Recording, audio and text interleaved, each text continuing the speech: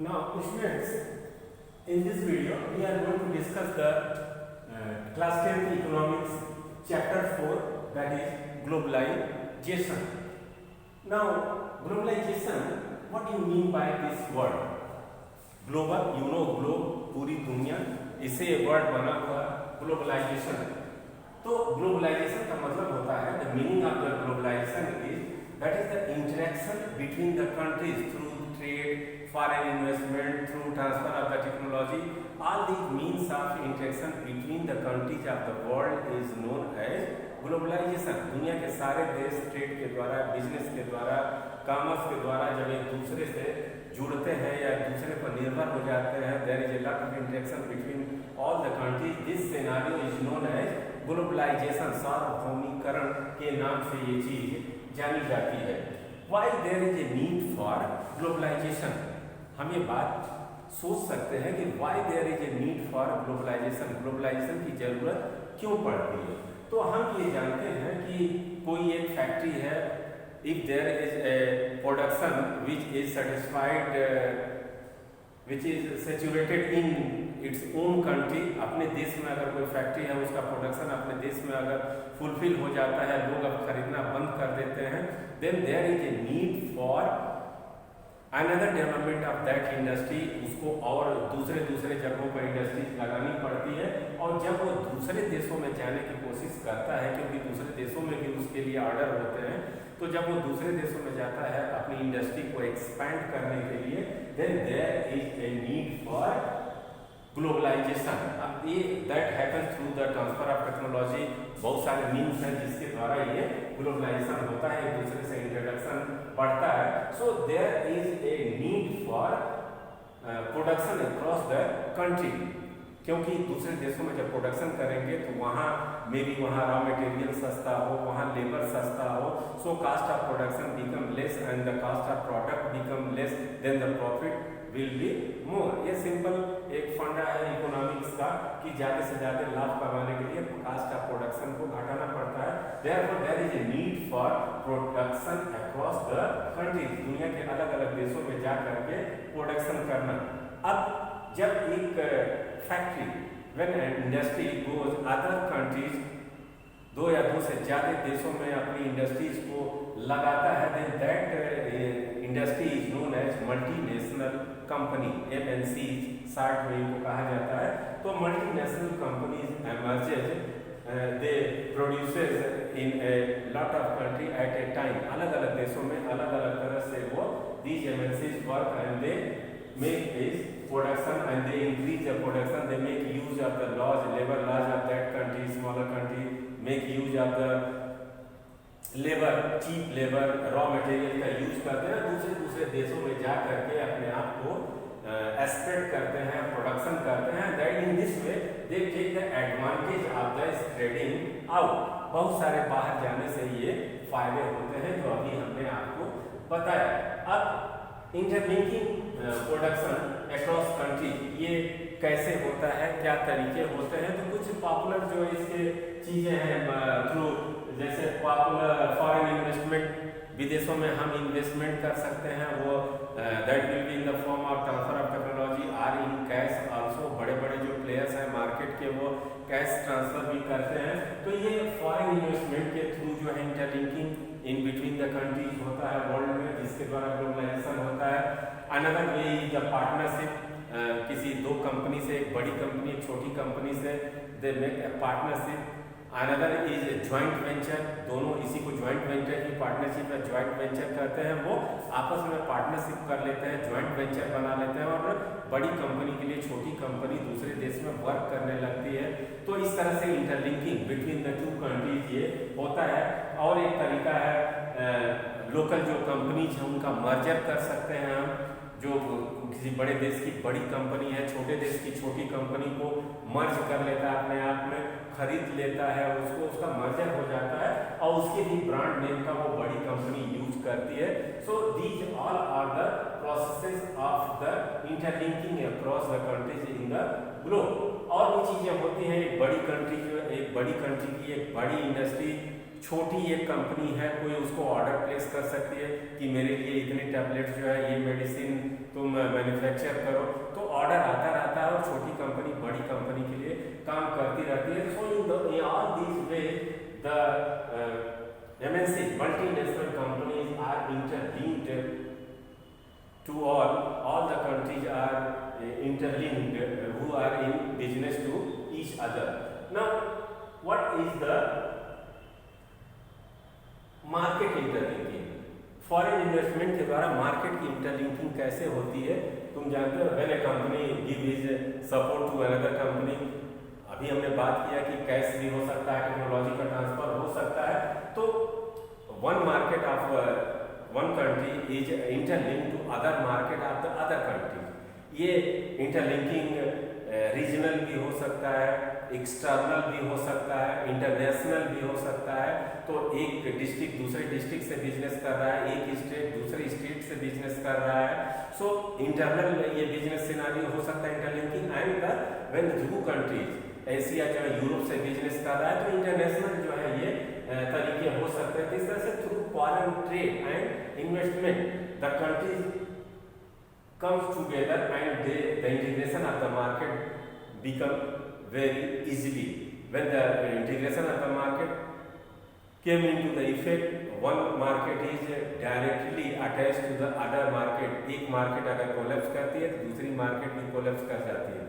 एक देश की इकोनॉमी अगर खत्म होती है तो दूसरे देश की इकोनॉमी भी खत्म होने के कगार पर आ जाते हैं, because the markets are interlinked together, और दोनों एक दूसरे पर मार्केट निर्भर है। तो इस तरह से पूरे देश की इकोनॉमी भी जो है समवॉट एक दूसरे पर निर्भर हो जाती है। तो इस तरह से फॉरेन ट्रेड के द्वारा जो है integration of the global market होता है।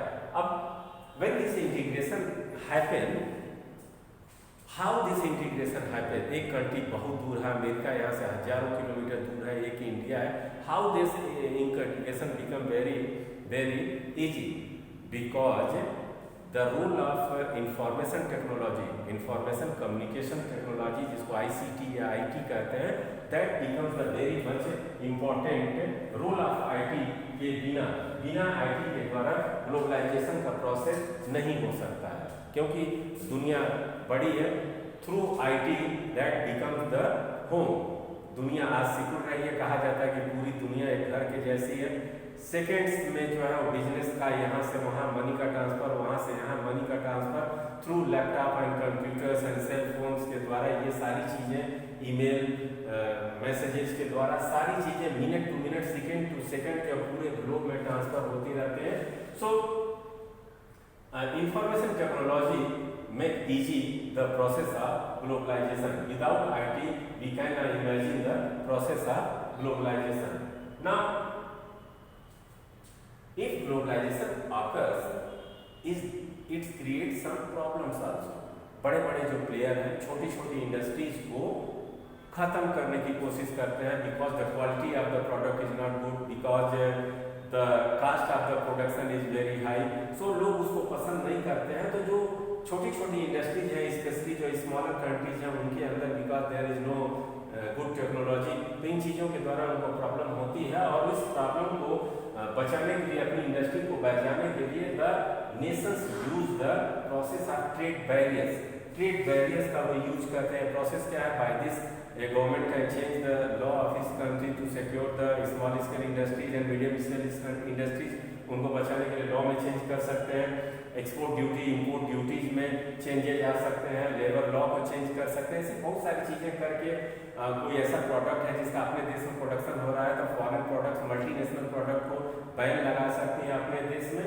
All these are known as the trade barriers. So using the trade barriers a nation can secure the position of its small scale industry.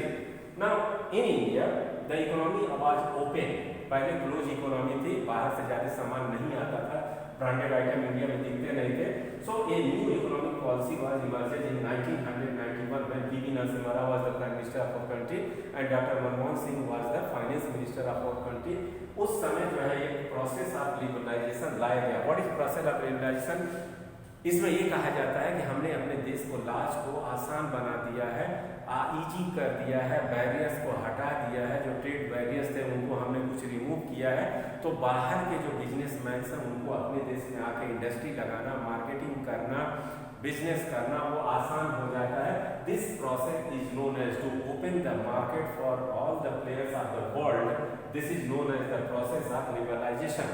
तुरंत नहीं खोला जाता है, धीरे धीरे जैसा गवर्नमेंट जानती है एक स्टडी करके तो प्रोसेस ऑफ लिबरलाइजेशन फॉलो किया जाता है। अपने देश में भी बहुत सारे जो ब्रांडेड आइटम्स हैं, मल्टीनेशनल कंपनियां हैं, उनको 1991 में through the process of liberalisation allow किया गया कि आप आइए और यहाँ अपनी इंडस्ट्रीज लगाइए। उनका ज़्यादा से ज़्यादा जो है शेयर इंडस्ट्री में 50% से ज़्यादा 51% तक का शेयर जो है दिया गया। किसी सेक्टर में तो 75% तक का अपना इन्वेस्टमेंट करने की छूट है। मतलब they became the owner of their own country in the different country. दूसरे देश में जा करके किसी कंपनी का मालिक बन जाना, तो ये चीज़ें चल रही थी। But there is some conflict between the nations, trade को लेकर के दिक्कत होती है। So there is a need for institution, international institution which can intervene between the two countries in the affairs of the trade. So world trade organisation was established. जो world के बड़े बड़े कंट्रीज हैं, जो बड़े बड़ी इकोनॉमीज हैं, उनके द्वारा ये वर्ल्ड ट्रेड ऑर्गेनाइजेशन का बनाया गया।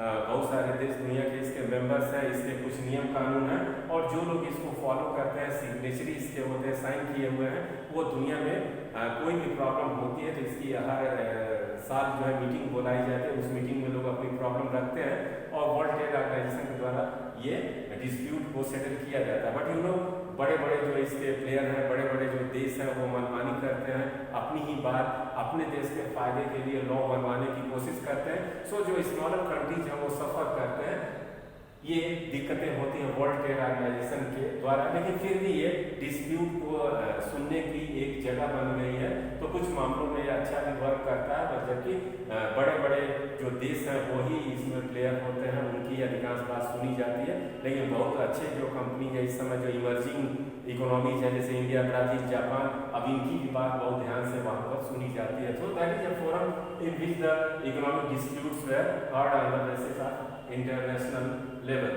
इम्पैक्ट ऑफ ग्लोबलाइजेशन क्या होता है? ग्लोबलाइजेशन के प्रोसेस के द्वारा बहुत सारी ऐसी चीज़ें हुई, बहुत से ऐसे फॉरेन ब्रांड है जो इंडिया में आए, हमको टेक्नोलॉजी का ट्रांसफ़र होता है, मनी का ट्रांसफ़र होता है, विदेशों से पैसा आता है क्योंकि उनको यहाँ आमदनी ज़्यादा होने का चांस रहता है, तो हमको टेक्नोलॉजी देते हैं। और फ़ायदा क्या है? हमारे वहाँ इंफ्रास्ट्रक्चर का डेवलपमेंट होता है, हमारे वहाँ 6 लेन 4 लेन हाईवेज बन रही है, एयरपोर्ट्स बन रहे हैं, through the foreign direct investment ये चीज़ें होती हैं।